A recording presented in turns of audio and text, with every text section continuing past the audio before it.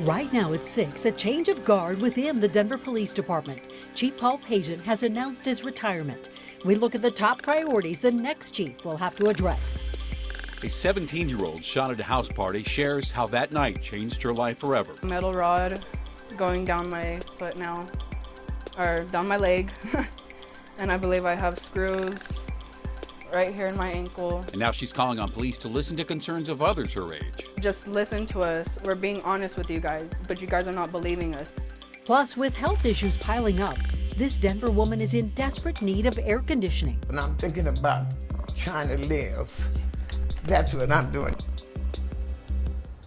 He led Denver through some of its most trying times, including walking arm in arm with protesters during the 2020 George Floyd protests. And now, Denver Police Chief Paul Pazen has announced his retirement, ending a 28-year career with the department. Thank you for watching Denver 7 News at 6. I'm Ann Trujillo. And I'm Shannon Ogden. Glad you're with us tonight. Pazen's tenure as chief, though, has not been without criticism. Denver 7 CB Cotton joins us live from DPTA headquarters. And CB, Pazen will officially step down from his position October 15th. And Shannon, Paul Pazen has held the top seat as chief, wearing 4 stars for the past 4 years. During the past 2, he's faced a series of coinciding conversations: the pandemic, rising crime rates, and ongoing calls for more police accountability. We saw this play out as recently as 2 weeks ago when it was announced a grand jury would investigate several Denver officers who opened fire in Lodo, injuring 6 bystanders and a suspect. And then back in March, a jury awarded $14 million to protesters injured by officers during summer 2020 demonstrations.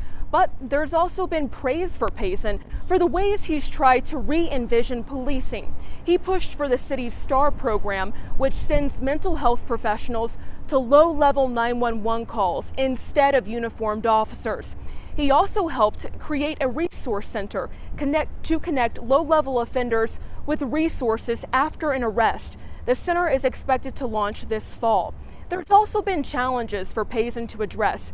He's lost over 150 officers during the past few years, and in late July, he spoke to me one-on-one about it. We have fewer officers today than we had 15 years ago. Now just think about the population boom that we've seen in the city, as well as the increased demands for service. To try to do that with fewer officers today than we had 15 years ago is very challenging. It puts a lot of pressure on the very limited workforce that we have.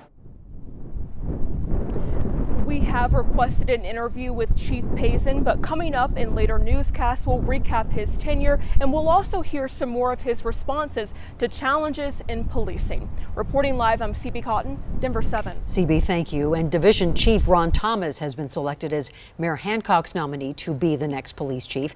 And there is a process for getting Thomas confirmed as the next chief. Denver City Council would have to confirm him.